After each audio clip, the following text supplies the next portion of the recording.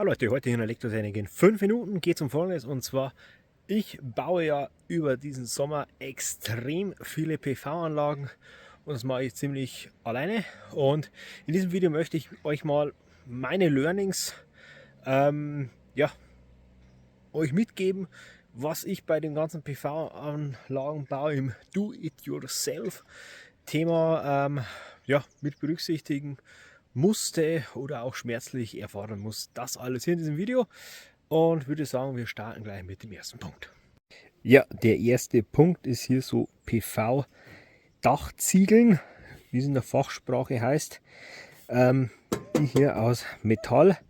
Und da gibt es einmal die Variation, entweder man kauft sich diese Ziegeln oder man kauft sich die entsprechenden Dachhaken. Sprich, also die schauen hier von unten, werden am Sparren festgeschraubt und schauen hier nach oben und gehen hier so oben rüber und dann hier die entsprechende Stange.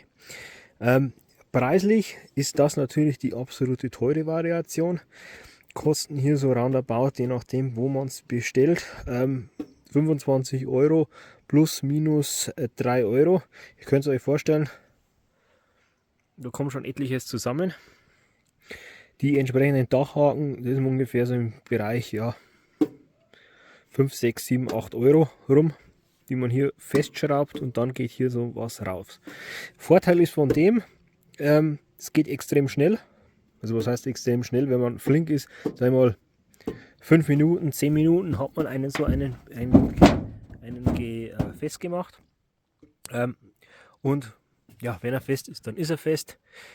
Man muss natürlich gucken, dass man entsprechend zu den jeweiligen Ziegeln, und das ist jetzt hier schon mein nächstes Learning, daraus die entsprechend zu finden.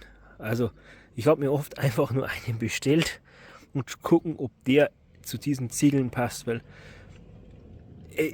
ich habe auf diesem Dach hier, allein auf diesem fucking Dach, habe ich 9 verschiedene Dachziegelmodelle. Das ist katastrophal.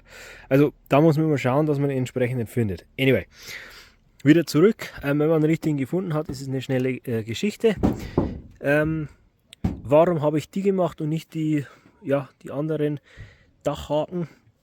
Weil bei den Dachhaken musste ich hier unten muss man dann entsprechend hier ja, also der Dachhaken kommt ja hier so rein und da muss was rausgeflext werden.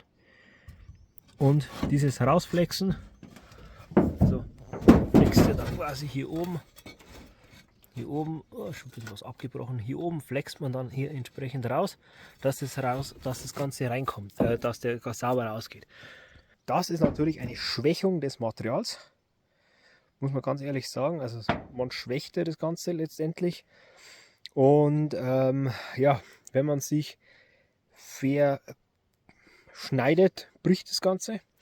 Und was auch noch dazu kommt, wenn man es leicht falsch einbaut, also hier hat man ja so ungefähr, sage ich mal, so 3, 4, 5 mm, muss es ja oben drüber sein. Und wenn es nicht ist und drückt dann letztendlich hier Gewicht drauf, dann drückt es ja quasi runter auf den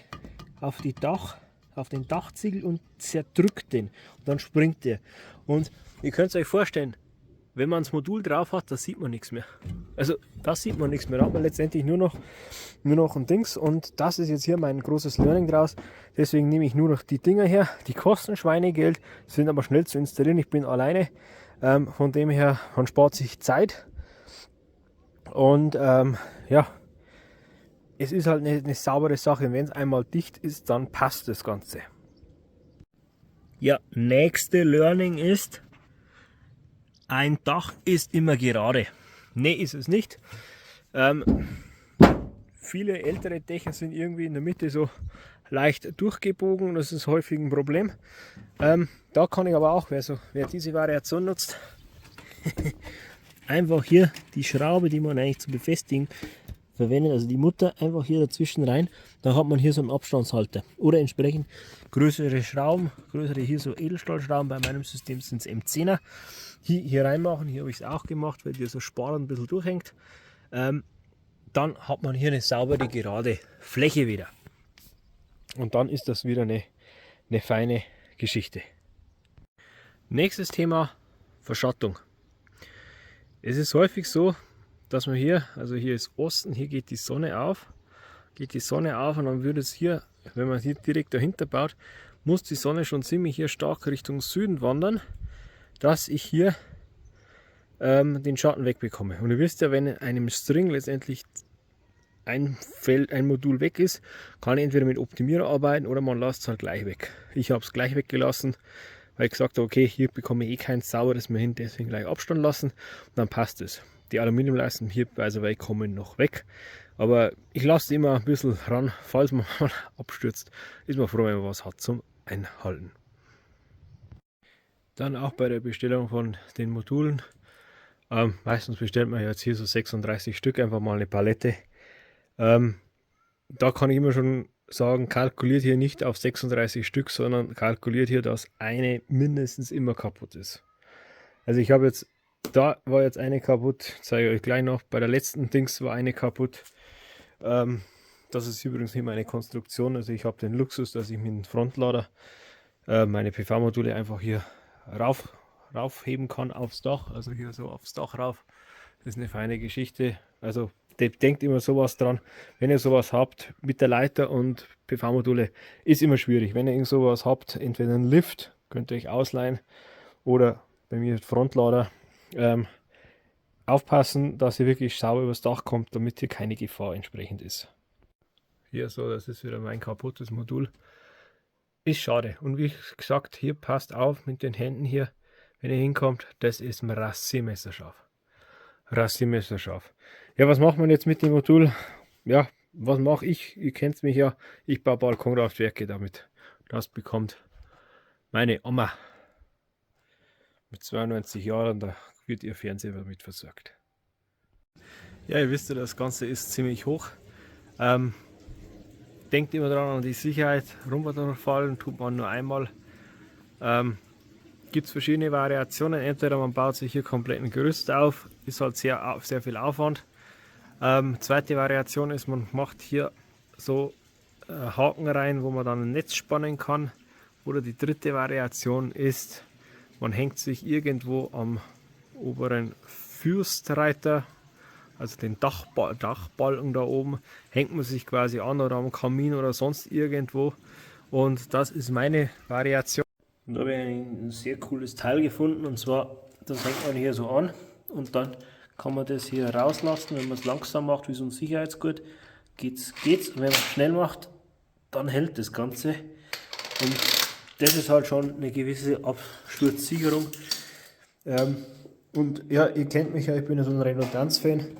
Da habe ich in meiner Bastelkiste einen entsprechenden Gurt dazu, eine zweite noch dazu, der mir quasi das Ganze noch, ja, falls der eine wirklich kaputt gehen würde, ist der zweite noch da, der mich halten würde, wenn es bei mir hier runtergeht. Nichtsdestotrotz achtet darauf und kann euch gleich sagen, wer mit Höhenangst arbeitet. Ich selbst habe Höhenangst und es gibt nur eine Möglichkeit, diese Höhenangst zu überwinden: in der Höhe zu sein. Anders funktioniert es nicht. Also man lernt nur durch die Höhe die Höhenangst zu überwältigen. Also im Vergleich zu früher gehe ich da oben schon sehr stabil. Brauche auch nicht mehr die Krabbelstellung machen, sondern gehe auch schon aufrecht drauf. Also ich bin ein richtiger Scheiße bei sowas. Aber es hilft halt nicht. Lieber, ich sage immer so, wenn ich da oben 700 Euro kostet es, wenn ich es machen lasse pro Kilowatt, und da denkt man schon, bis ich 700 Euro netto habe, die ich dann für den Installateur zahlen kann, mache ich selber, weil für 700 Euro, da kann ich oben im Kriechgang rumkriechen, bevor ich das irgendwo in einem Angestelltenjob entsprechend verdienen kann. Also da ist das Verhältnis zwischen Solateur und Angestelltenjob, das driftet zu weit auseinander. Das nur so am Rande. Also wie schon gesagt, denkt an eure Sicherheit. Ja, denkt dran. So, damit man ein bisschen auch die Katzenquote hochhält. Also hier Tigi. Tigi will auch ins Video rein. Der ist hier sein Schlafplatz. So, das ist Strolch. Strolch will auch ins Video rein. Ja, am besten ist wenn ihr irgendwie mit einem Elektriker, Installateur entsprechend, der dann die AC-Seite für euch noch macht, weil das ist ja dann wieder Elektrofachkraftpflichtig. Das ganze 230 Volt Geschichte hier oben und auch die DC-Geschichte, man kann schon ziemlich scheiße bauen. Damit sage ich euch ganz ehrlich raus. Ich habe es selbst schon geschafft, einen Kurzschluss zu schaffen, durch meinen Arm durch, waren 600 Volt. Die Schraube hat sich hier unten richtig eingebrannt, also es kann passieren, selbst mir passiert sowas. Also deswegen passt auf, es ist immer noch eine gefährliche Geschichte. Lasst euch da immer wieder beraten und auch Hilfestellung machen vom Elektriker, wenn ihr da nicht in der Lage seid. Aber so könnt ihr handwerklich schon euch viel Geld sparen, wenn ihr ein bisschen höhenangstmäßig unterwegs seid. Was man natürlich auch noch machen muss, ist immer gucken, wenn es regnet, ob das Ganze irgendwie dicht ist, ob da irgendwas raussifft. Gerade hier, wenn es nicht eingebrettet ist, gucken, ist hier irgendwo am Wasser, wo rauskommt, weil dann kann man das, bevor man die Module drauf baut, noch gucken, ob das entsprechend dicht ist und ändern. Ja, ich hoffe, diese paar Tipps, was ich euch hier gezeigt habe, helfen euch. Falls ihr das auch selber vorhabt, wie schon gesagt, passt auf euch auf. Es ist eine gefährliche und schweißtreibende Arbeit. Deswegen wird es auch bei den Installateuren extrem gut bezahlt. Und ihr wisst ja vielleicht, wenn ihr selbst sowas mal auf euer Dach drauf machen lassen habt, das ist extrem teuer. Das ist das teuerste, die Arbeiten der DC für Montage etc. Also diese ganzen PV-Module, und ist auch ja verständlich, weil das ist echt eine Drecksarbeit. Und wie vorher erwähnt, wenn sie runter geht, dann geht es nur einmal runter und dann geht es meistens nochmal runter, und zwar ins Grab, weil es ist echt gefährlich, da muss man echt aufpassen. In diesem Sinne, habt ihr noch weitere Tipps? Kommentiert sie runter, in diesem macht es gut, tschüss und auf Wiedersehen.